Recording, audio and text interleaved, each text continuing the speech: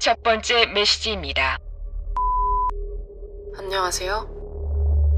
자취생으로서 듣고 정말 소름 돋았던 이야기가 있어서 남겨보려고 전화를 했습니다. 어떤 여자분이 지방에 있는 회사로 취직을 하게 돼서 회사 근처에 집을 구해서 처음으로 혼자 살게 됐대요. 하루는 야근을 하고 집에 돌아왔는데 발에 뭐가 밟혀서 봤더니 뚜껑도 안 닫은 립스틱이 바닥에 있더래요. 최근에 빨간 립스틱을 바른 적이 없어서 좀 이상했지만 아침에 바쁘게 출근 준비하다가 어디서 떨어졌나 보다 했대요. 근래에 야근도 많고 너무 바빠서 청소할 시간도 없었다고 해요. 그래서 오늘은 아무리 피곤해도 설거지라도 해야겠다 싶어서 식탁 위를 좀 정리하려고 하는데 뭔가 이상하더래요. 그 여자분은 오른손잡이인데 숟가락이 그릇 왼쪽에 있더래요. 이게 별거 아닐 수도 있지만 립스틱도 그렇고 괜히 신경이 쓰였대요.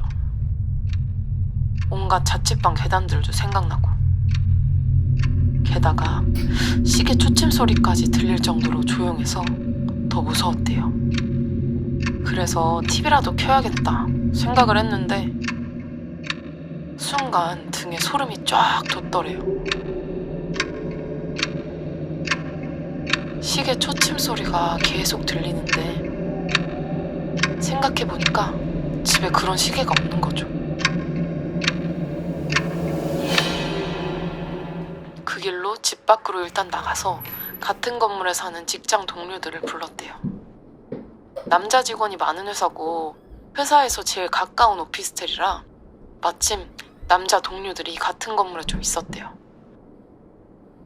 동료들이 이 여자분 집에 와서 구석구석 다 살펴줬는데 다행히 아무도 없었대요.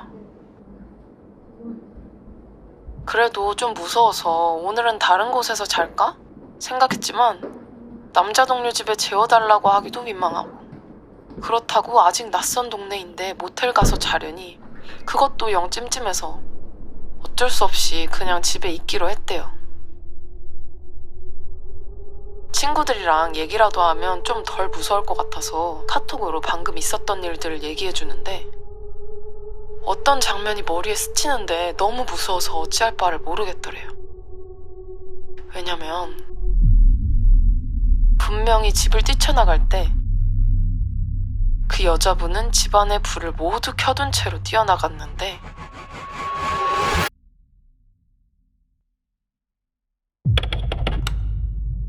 동료들이랑 다시 집에 왔을 때는 집이 깜깜했대요.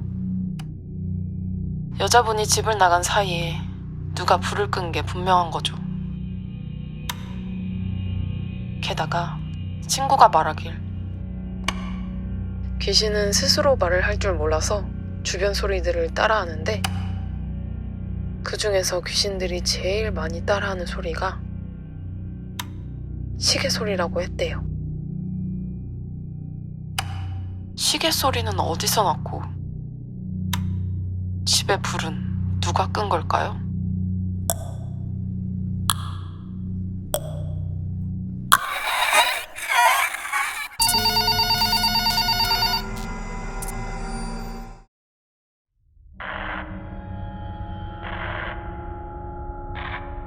두 번째 메시지입니다. 안녕하세요. 제 친구가 자취를 시작하게 됐는데요. 제 친구는 정말 어디 가서도 남한테 싫은 소리 안 듣고 싫은 소리 안 하는 정말 착한 성격의 친구예요. 그래서 집에서도 항상 조용하게 지내는 편인데 어느 날부터 밑에 집에서 많이 찾아 올라왔다고 해요.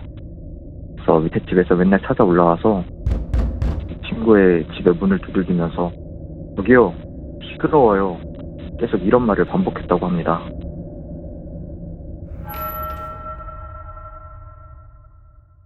그 친구는 평소 집에서 시끄럽게 하는 그런 스타일이 아닌데 매번 밑에 층에서 올라오니까 그것에 대해서 스트레스를 받고 있었어요. 남에게 싫은 소리를 못하는 타입이라서 어디 가서 얘기도 못하고 혼자 그렇게 끙끙 앓고 있었죠. 그러다가 이 친구가 친한 친구를 만나게 됐는데 표정이 너무 안 좋으니까 그 만난 친구가 물어본 겁니다. 요즘 무슨 고민 있어? 하고 물어봤는데 사실 밑에층에서 숨 쉬는 소리에도 올라온다. 너무 스트레스 받아서 더 이상 여기서 못 지낼 것 같다. 이런 식의 얘기를 해줬습니다. 그걸 들은 친구는 성격이 굉장히 불같은 친구였어요. 그래서 무슨 그런 사람이 다 있냐. 내가 한번 가서 확인을 해봐야겠다 하고 그 친구의 집을 같이 가게 됩니다. 그래서 그 친구는 정말 아무것도 안 하고 가만히 있어 봤어요. 그러면서 정말 밑에 층에서 숨소리만 내도 올라오는지 지켜보고 있었죠. 한 조금 있다 보니까 아니나 다를까 밑에 층에서 또 올라오는 거예요. 쾅쾅, 시끄러워요. 조용히 좀 하세요. 이러는 거예요. 근데 불같은 성격의 친구가 너무 화난 거죠. 아무 소리도 안 내고 기다려봤는데 밑에 층에서 찾아왔다는 거는 시비 거는 걸로밖에 생각이 안 들었거든요. 그래서 그 밑에 층에서 다시 돌아가자 이 불같은 성격의 친구가 제 친구를 데리고 바로 경비실에 민원을 넣으러 갑니다. 이렇게 경비아도 쉽게 밑에 층에서 정말 말도 안 되는 이유로 찾아온다. 정말 아무 소리를 안 내도 올라와서 시끄럽다고 막 문을 두들기는데 이거에 대해서 어떻게 해결 좀 해달라. 방금 같이 있었는데 진짜로 아무 소리 안 냈다. 이런 식으로 계속 말을 합니다. 그래서 경비 아저씨가 호수를 물어봅니다. 제 친구는 자기가 사는 집에 호수를 얘기했고 경비 아저씨는 심각한 얼굴로 그 친구와 친구의 친구를 번갈아 가면서 쳐다보면서 밑에 집에는 아무도 살고 있지 않아요 라고 얘기를 하는 거예요. 그런데 이게 제 친구 혼자 겪은 일이 아니고 친구의 친구까지 같이 겪은 일이기 때문에 두 명이서 착각할 일은 없었습니다. 그래서 그 불같은 성격의 제 친구의 친구가 화를 내면서 무슨 소리냐, 방금도 다니고 갔다, 같이 들었으니까 착각할 리가 없다라고 이제 경비 아저씨께 막 얘기를 했습니다. 그래서 경비 아저씨가 그러면 복도에 있는 CCTV를 한번 확인해 보자. 누가 왔다 갔으면 그걸 찍혔을 거 아니냐. CCTV를 확인하게 됐는데요. 여기서 정말 무서운 장면을 보게 됩니다. 복도에는 비상계단으로 통하는 그 비상문이 하나 있었는데요. 계단에서 어떤 사람이 올라오더니 그 문을 엽니다.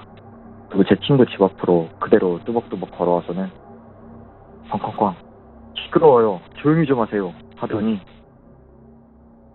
그대로 올라왔던 비상문을 통과해서 계단에 한참 동안 앉아 있었어요. 그리고 1시간 정도 앉아 있었을까? 다시 벌떡 일어나더니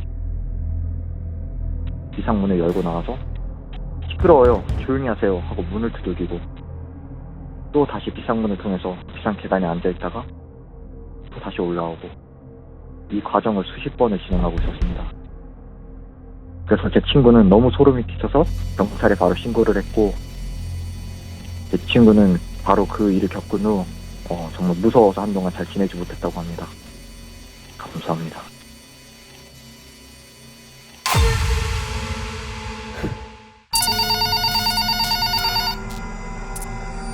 계속 청취하시겠습니까?